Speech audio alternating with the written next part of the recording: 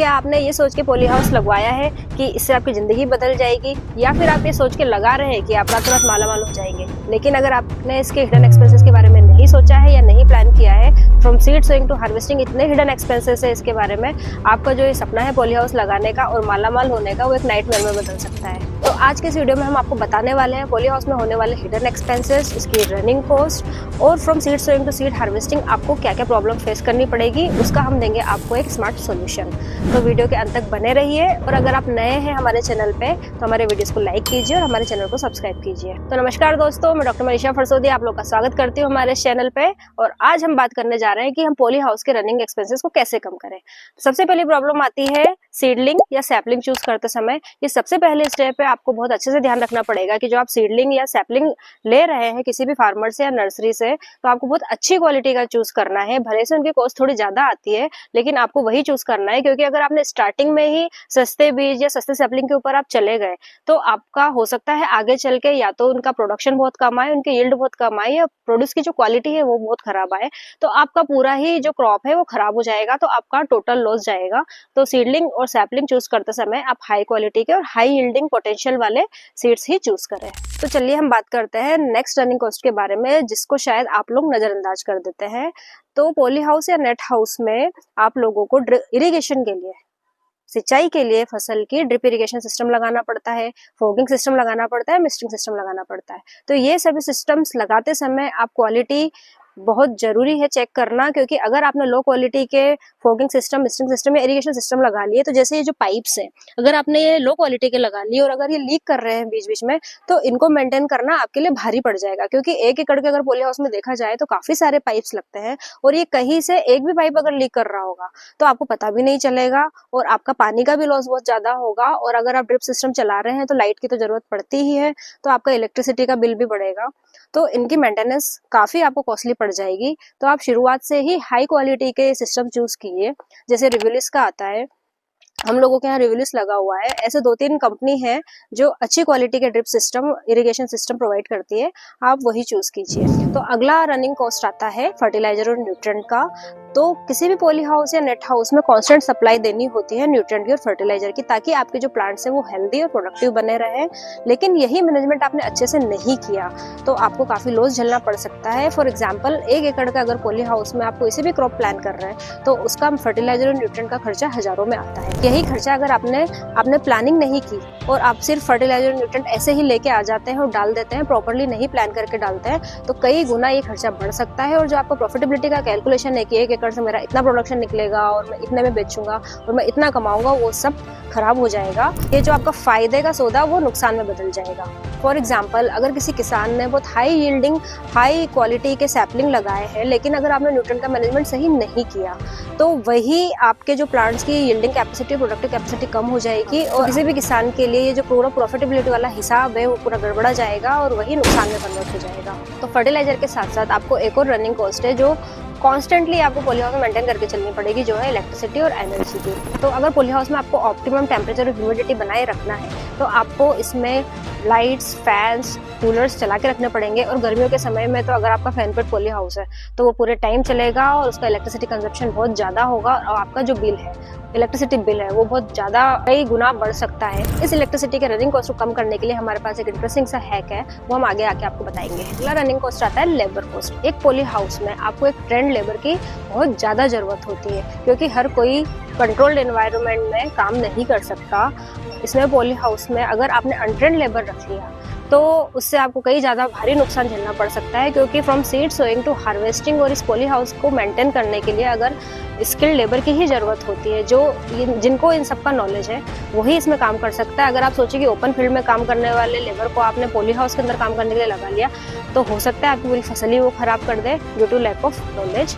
एक trained labour को रखने की कॉस्ट 10 से 15 हज़ार मंथली आती है, लेकिन उसी की जगह आपने सोचा है कि मैं कॉस्ट वो कटिंग कर लेता हूँ और मैं अनस्किल्ड लेबर रख लेता हूँ, तो हो सकता है आप शुरुआत में तो सेविंग कर लें, लेकिन अगर उनकी गलतियों की वजह से और उनके मिसमैनेजमेंट की वजह से आपकी पूरी क्रॉप का भी लॉस हो सकता है। आप खुद ही अंदाजा लगाइए कि एक स्किल्ड लेबर को रखने के लिए और एक अनस्किल्ड लेबर को रखने के लिए कितने खर्चे का डिफरेंस होता है, ये आप कमेंट सेक्शन में जरूर बताइएगा। हम आगे बात करते हैं अगली रनिंग कॉस्ट के बारे में, जो कि है pest control management. Poly house में लगातार ये खर्चा चलता ही रहता है क्योंकि फसलों में कई बीमारियां आती है और अगर आपने इसको ढंग से कंट्रोल नहीं किया तो ये 1 एकड़ का जो पॉली हाउस आप देख रहे हैं इसमें अगर जरा सी भी बीमारी आ गई कोई और आपने टाइमली पेस्टिसाइड या फंजीसाइड का यूज नहीं किया तो ये सारी फसल को एक साथ लेके बैठेगा।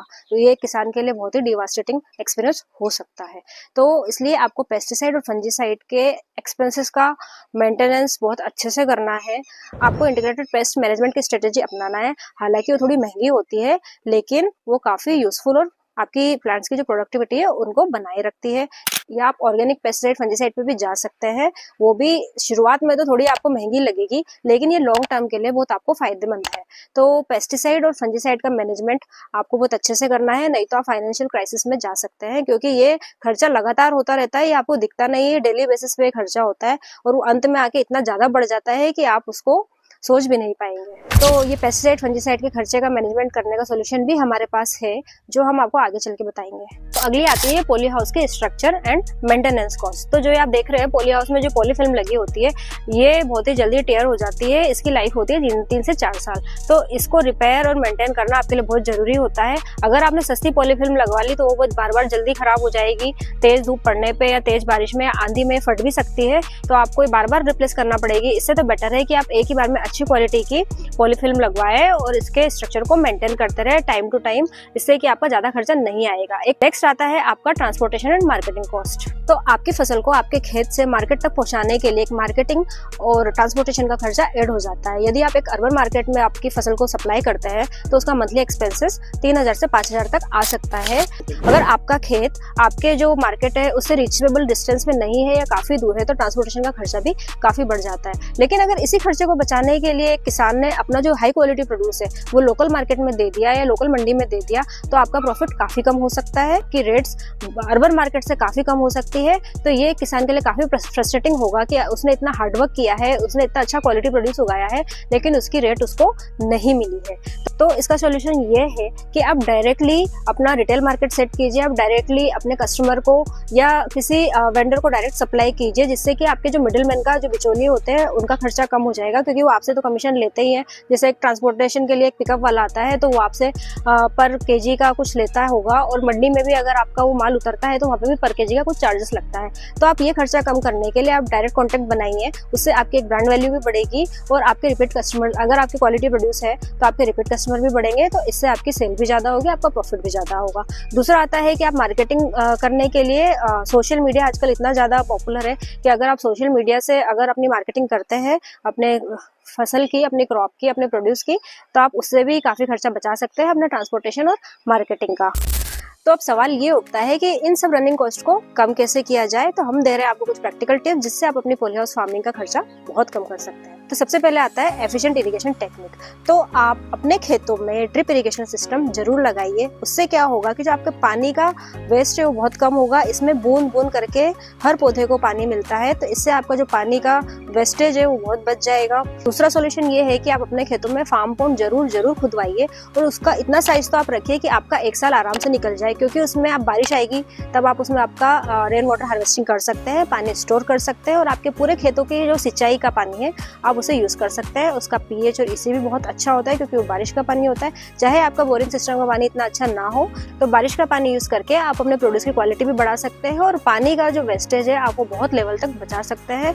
और जब आप अपनी खेती स्टार्ट करें या पॉली हाउस स्टार्ट करें तो पहले ही आप अपने सारे पाइप्स और जो मेन पाइप होता है ड्रिप इरिगेशन सिस्टम का वो सब अच्छे से चेक कर लीजिए, कहीं से लीकेज तो नहीं है। उसके बाद ही आप अपने सिस्टम को ऑन कीजिए। तो इससे आप अपने पानी के खर्चे को कई हद तक बचा सकते हैं। और एक और बात, इरिगेशन सिस्टम को एफिशिएंट बनाने के लिए पॉली हाउस में जितना भी बारिश का पानी होता है वो गटर लाइन के थ्रू आपके फार्म पॉन्ड में जाता ही है। तो आप अपने फार्म में पॉन्ड जरूर खुदवाइए और पानी के वेस्टेज को बचाइए।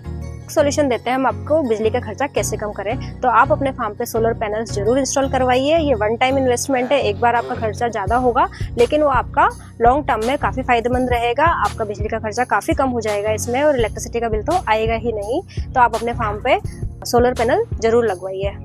नेक्स्ट आता है आपके फर्टिलाइजर और न्यूट्रिएंट का कैसे मैनेजमेंट करना है।